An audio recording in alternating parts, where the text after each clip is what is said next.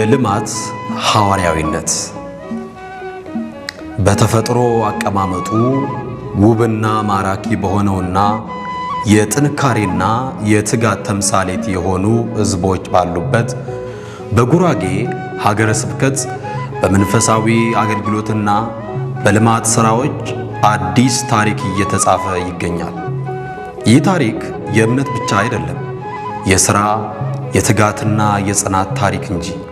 የዚህ ታሪክ ግንባር ቀደም መሐንዲስ ደግሞ ብፁዕ አቡነ መልከ ጼዴቅ የጉራጌ ሀገረ ስብከት ሊቀ ጳጳስ፣ የቅዱስ ዜና ማርቆስ መንፈሳዊ ኮሌጅ መስራችና የበላይ ኃላፊ፣ የማዕከላዊ ኢትዮጵያ የሃይማኖት ተቋማት ጉባኤ ሰብሳቢ ናቸው። ብፁዕነታቸው ቤተ ክርስቲያን መንፈሳዊ ድህነትን ብቻ ሳይሆን ሥጋዊ ብልጽግናንም ለልጆቿ የምታበረክት እናት መሆኗን በተግባር እያሳዩ ይገኛሉ። የጉራጌ ሀገረ ስብከት የልማት ጉዞን የጀመረው በወረቀት ላይ በሰፈረ ዕቅድ ብቻ ሳይሆን በብፁዕነታቸው ልብ ውስጥ በተቀረጸ ጽኑ ራዕይ ነው።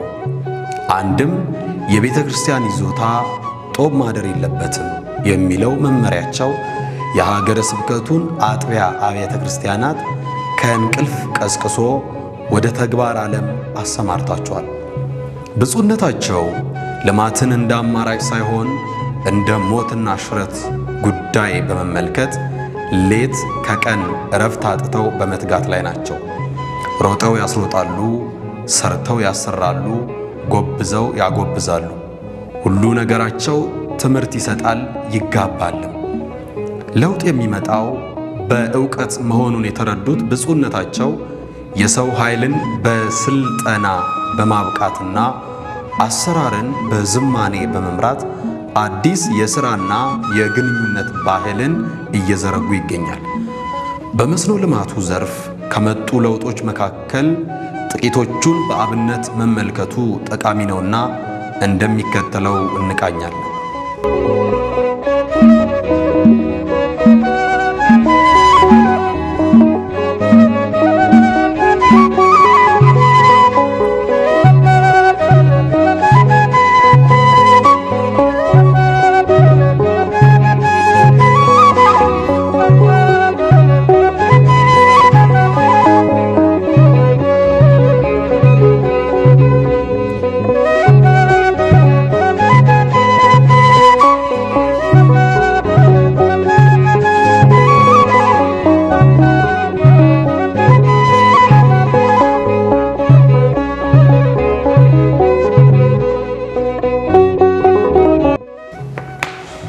የመጀመሪያ የልማት ሞዴል ደብር የበረሃ ገነቷ የጊቤ ምስራቀ ፀሐይ ቅዱስ ገብርኤል ቤተ ክርስቲያን ናት። በአበሽጌ ወረዳ ቤተ ክህነት ስር የሚገኘው የጊቤ ምስራቀ ፀሐይ ቅዱስ ገብርኤል ቤተ ክርስቲያን የዚህ ራዕይ ቀዳሚ ፍሬ ሆና ተገኝታለች።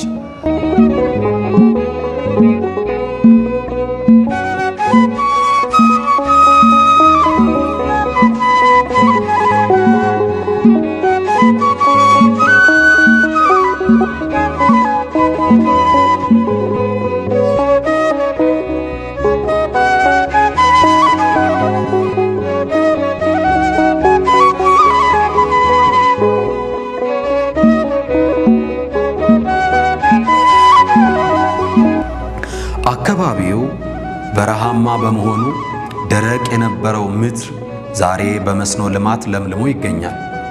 የደብሩ መሬት በውሃ ሲረሰርስ በገበያ እጅግ ተፈላጊ የሆነው የሽንኩርት ዘር እንደ ተስፋ አቆጥቁጦ ይታያል። ደብሩ የውሃ ገብ መሬቱን በአግባቡ በመጠቀሙ ዛሬ ለምድሪቱ በረከትን፣ ለቤተ ክርስቲያን ደግሞ ገቢን እያበረከተ ይገኛል። የበረሃው ገብርኤል እየተባለ የሚጠራው ይህ ቤተ ክርስቲያን ፈጥኖ ወደ ልማት በመግባቱ ሰበካው፣ የደብሩ አስተዳዳሪ፣ የወረዳው አመራር አካላት እንዲሁም የሀገረ ስብከቱ ሚና በእጅጉ የጎላ ነው።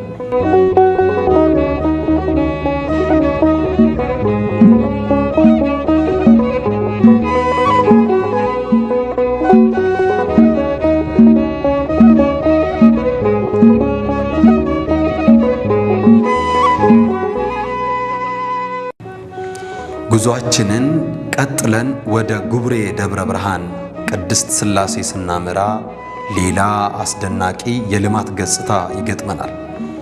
ደብሩ ምቹ የሆነውን የመሬት አቀማመጥና የተፈጥሮ ውሃን በመጠቀም በ1.5 ሄክታር መሬት ላይ ጥቅል ጎመን፣ ቃሪያና የሽንኩርት ዘር በልዩ እንክብካቤ እያለማ ነው።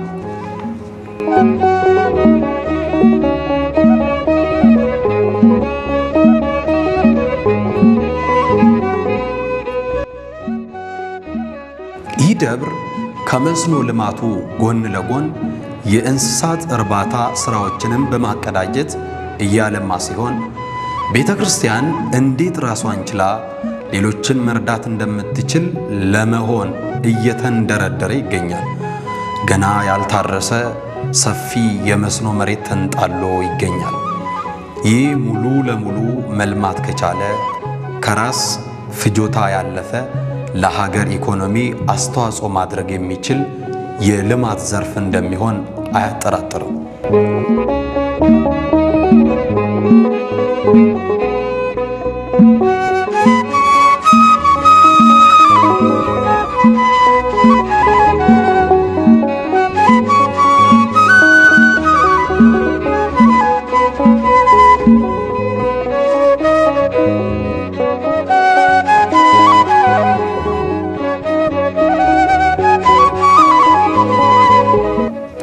እንደ ሀገረ ስብከት ለሁሉም አድባራትና ገዳማት የወረደው የብፁዕነታቸው መመሪያ ወደ ተግባር እየተቀየረ በሳርና በባህር ዛፍ ተሸፍነው የነበሩ መሬቶች ወደ እርሻ ልማት እየተቀየሩ ይገኛል።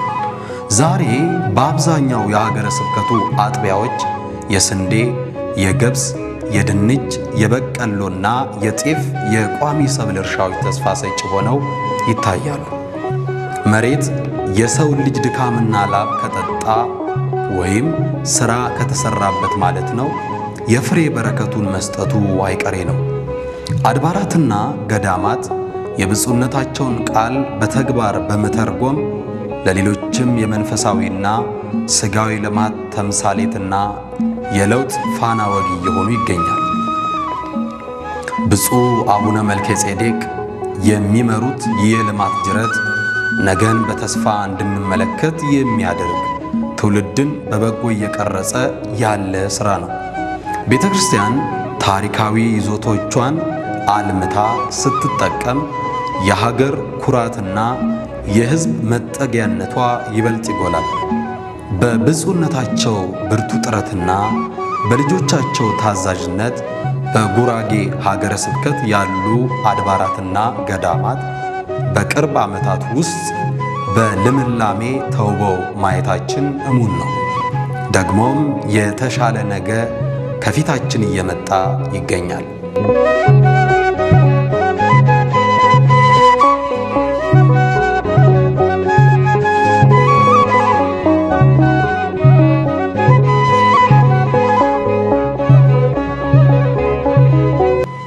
የሥራ ክቡርነት የሚለካው በተግባር ነው። የልማት ውበት ደግሞ በውጤቱ ነው። ቸር ይግጠመን። አሜን።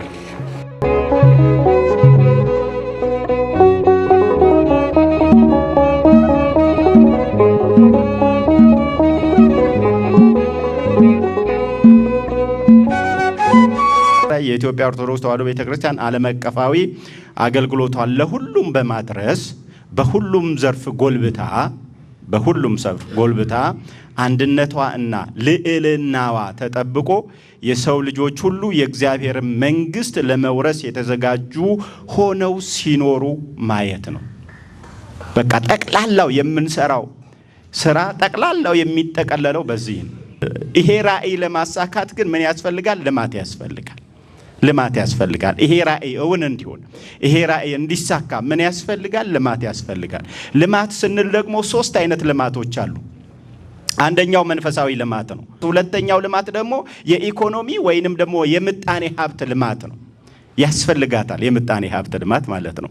ሁሉ ጊዜ ታቦት አቁመን ዣንጥላ ዘቅዝቀን አውጡ እጃችሁን ወደ ላይ ኪሳችሁ ክተቱ እያልን ስለሚሰማን ነው። ሌላው የሰጠን ታርጋ ነው። እንጂ ባለጸጋ ናት ቤተ ክርስቲያን ማለት። ነገር ግን ሌላው ሰጥቶናል። ደግሞም ዓለም ልክ እንደ ትላንት አይደለች፣ ለዋወጣለች። በጣም በፈጣን ለውጥ ውስጥ ናት ያለችው።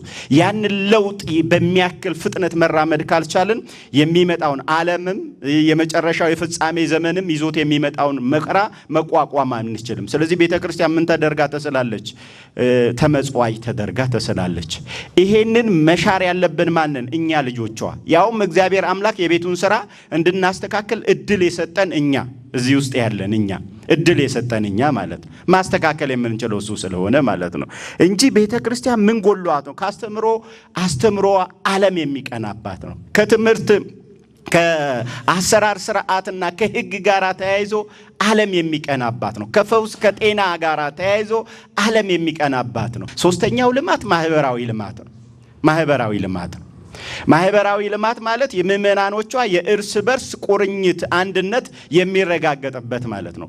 ከመካከል ላይ ድሃ እንዳይራብ የምናደርግበት ነው ማህበራዊ ልማት የምንለው። ለዚህ ኢኮኖሚ አቅሞች በእርሻ፣ በኢንዱስትሪ፣ በፋይናንስ፣ በአገልግሎት ሰጪ ተቋማት እንደዚሁም በማህበረሰባዊ ዘርፎች በመሳሰሉት ላይ ማድረግ ያስፈልጋል ማለት ነው። የልማት አማራጮች አሉ። በጣም የልማት አማራጮች ማለት ነው። ምን እናልማ ብላችሁ እንዳትቸገሩ የልማት አማራጮች አሉ። እነዚህ የልማት አማራጮች ሰብሰብ ሲደረጉ በሶስት ይከፈላሉ። አንደኛው የእርሻ የልማት አማራጭ ነው። በጣም ሰፋፊ መሬቶች አሉ። ብዙ አብያተ ክርስቲያናት ብዙ መሬቶች አሏቸው። እነዛ መሬቶቹ ግን ጥሩ አለማ ከተባለ ባህር ዛፍ ነው የሚያደርገው። ካልሆነ ግን በየአመቱ 30 ሺህ ብር፣ 40 ሺህ ብር፣ 50 ሺህ ብር ሳር እየሸጠ ብቻ ነው የሚጠቀምበት ማለት ነው። በጣም ፍጹም ታማኝ ከተባለ መሬት ናት የሰጧትን ነገር የምትመልስ ማለት ነው። ያውም አንድ እኮ አርጋ አይደለም። አንድ ስንዴ ዘርተንባት በጣም በብዙ እጥፍ 30፣ 60፣ 100 ፍሬ አድርጋ የምትሰጥ ታማኝ ማለት ነው። ታማኝ ናት። ተመልከቱ። ስለዚህ መሬት ይሰጣል። መሬት ከሰጠ ከሳርና ከመሬት በፍጹም ውድድር ውስጥ አይገባም። እህል ነው ወይስ ሳር ነው? በአሁኑ ሰዓት ዋጋ የሚያወጣው ሳር ብትሉ ምድርም ትስቅባቸዋለች። እንዲህ አይነት ሐሳቤ ካለ ማለት እህልና ሳር በፍጹም አይገናኝም።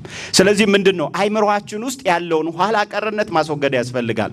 አልነካውም ባንሰራ ይሄንን መሬት ባናለማ በእርሻ ባና ለብሶ እንዲሁ እንደ ድሮ ሳር እናብቅል ቢባል ምን ይከተላል የሚለው በኋላ በደንብ አድርገን የሕግ ክፍል ትምህርት ላይ እንማረዋለን። የእርሻ ልማት ነው። በዚህ በእርሻ ብዙ ነገር አለ። ሰብል ልማት አለ፣ ቋሚ ሰብል ልማት አለ፣ እንስሳት እርባታ አለ፣ ንብ ማነብ አለ፣ ዶሮ እርባታ አለ።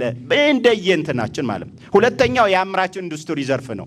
አምራች ኢንዱስትሪ የሚባለው ሻማ፣ ጧፍ፣ አልባሳት፣ ሌሎችም እነ ስንደዶ የሙያ ዕቃ የጥበብ ዕቃዎችን እያመረቱ መሸጥ ማለት ነው። ይሄ ሌላኛው ልማት ነው ማለት ነው። መሬት የሌለው ቤተክርስቲያን እነዚህን ዘርፎች ውስጥ መሰማራት ይችላል ማለት ነው። አንዳንድ ከተማ አካባቢ እንደውም እንጀራ እየጋገሩ ወደ ማስረከብም ድረስ እየደረሱ ያለበት ሁኔታ አለ።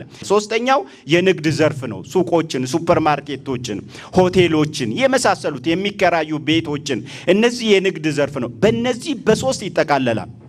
እኛ መስራት የምንችለው የትኛውን ነው የሚለውን ነገር ማሰብ ያስፈልጋል። እነዚህ 5 ነገሮችን የምናሳካ ከሆነ አትጠራጠሩ፣ ጥሩ የልማት ውጤት እናመጣለን። ጸሎቱ ሲጨመርበት፣ እግዚአብሔር እገዛው ሲጨመርበት፣ የኛ ፍቅር እንዲህ ከሆነ 5ቱ ነገሮችን የምንሰራ ከሆነ ቤተክርስቲያን የተጠናቀቀችዋን ቤተክርስቲያን እናስከብራታለን ብለን እናስባለን። ሰበካ ጉባኤም አሁን ስትሄዱ የምታዙ ብቻ ሳይሆን እንደዚህ ጎንበስ ብላችሁ የምትሰሩ መሆን ያስፈልጋል ማለት ነው። ቁፋሮ ባለቀን አብሮ መቆፈር ያስፈልጋል። ከማዘዝ ማለት እየመራን ማለት አሁን እኛ መሪ አይደለም። መሪ ማለት እየሰራ እየሄደ የሚያሳይ ማለት ነው። ስለዚህ ይሄንን ማድረግ ያስፈልጋል። ወስብሐት ለእግዚአብሔር።